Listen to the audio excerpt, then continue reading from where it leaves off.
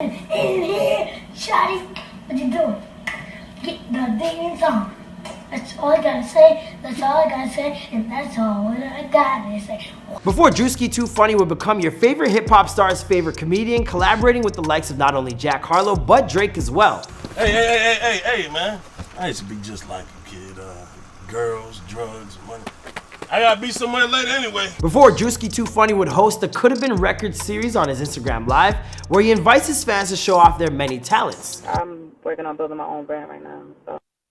Y'all know what that means. Before Druski Too Funny would have 166,000 subscribers on YouTube, over 753,000 followers on Twitter, and 2.3 million followers on Instagram at the time of this recording. This worldwide pandemic has been tough on the majority of us, but man, has it ever been good to internet comedian Druski. Hardly a day has gone by over the past year when one or more of his sketches hasn't gone viral over social media platforms like Twitter and Instagram. Dude, am I like the only one that thinks Connor's super weird now? Dude, he's creepy. Dude, I thought I was the only one. These viral videos are generally jam-packed with comedy and primed for social media consumption with short run times that help them soar to virality, taking their creator along with them. Nowadays, Druski is rubbing elbows with some of the most famous people in the world. Everyone from Drake, Floyd Mayweather, and even living with Odell Beckham Jr. for the entirety of last spring. It all began 3 years ago when Druski published his very first sketch to Instagram in a spur-of-the-moment decision that came about due to his decision to drop out of college and the disappointment that brought to his entire family. Hey, what's going on, guys? It's your boy Marlon Palmer. Recent drops in the series have included looks at Genius and Aiden Ross. Since the show works off requests, bro, don't forget to leave us some ideas with who you want next, bro. And I'll see you guys after the intro, bro. Kyle Roger.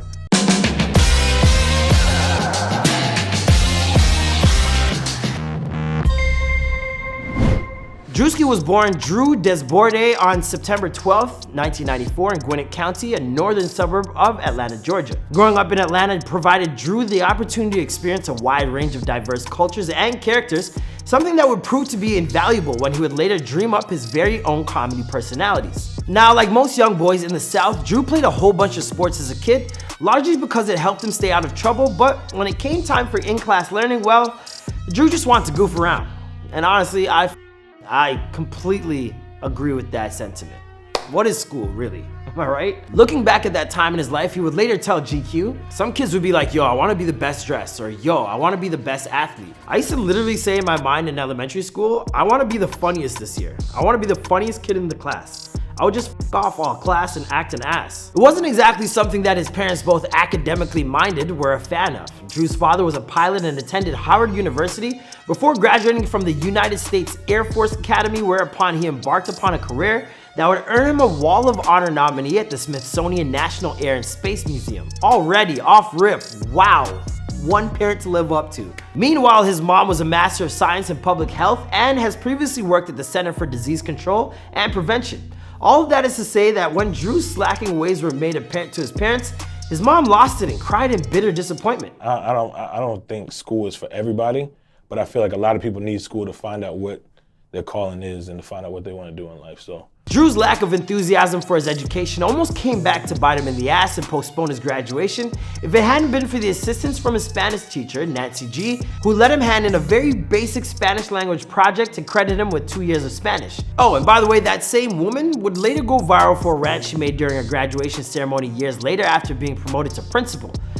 It wasn't good. Look who's leaving all the black people.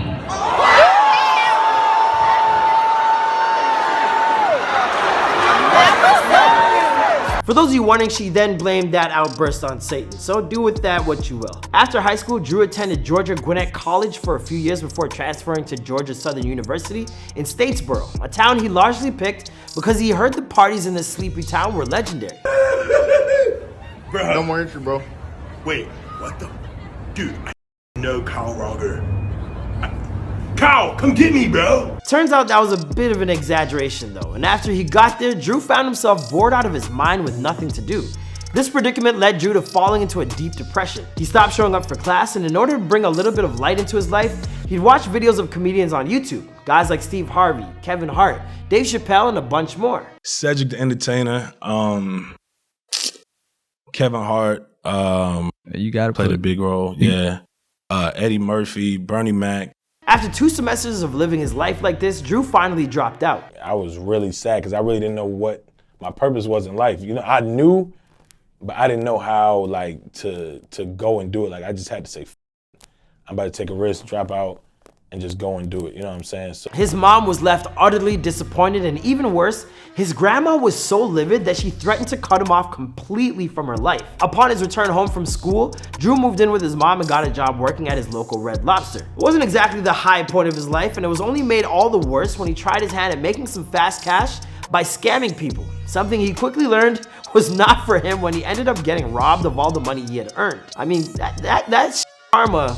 Hey man, karmic law is real. Thankfully, it also motivated him to prove that he could accomplish his dreams. By that point in his life, Drew not only knew what he wanted to do, and he also understood it was time to prove all of his haters wrong. In October of 2017, Drew began posting his very first sketches to Instagram after having dabbled a bit in YouTube beforehand with his buddy. I did YouTube with my boy Devontae. We did about 4 videos. We did some vlogs, and then I just told myself, I said, man, I'm trying to do this Instagram thing on my own. As he plugged away at his content, creating more and more unforgettable characters, he found himself earning the fandom and respect of some gigantic names in the entertainment industry. We're talking the likes of Drake, who ended up inviting Drew to appear in his music video for Laugh Now, Cry Later after watching a few of his sketches. As his star continued to rise, Drew would strike up friendships with more and more celebrities. In fact, he developed such a genuine friendship with Cleveland Browns wide receiver Odell Beckham Jr. that the athlete invited the comedian to live with him for the offseason last spring in Los Angeles. Apparently, Odell fell in love with the energy that Drew brings with him wherever he goes. In terms of his future, unsurprisingly, Drew has ambitions to expand beyond his current primary hub of social media.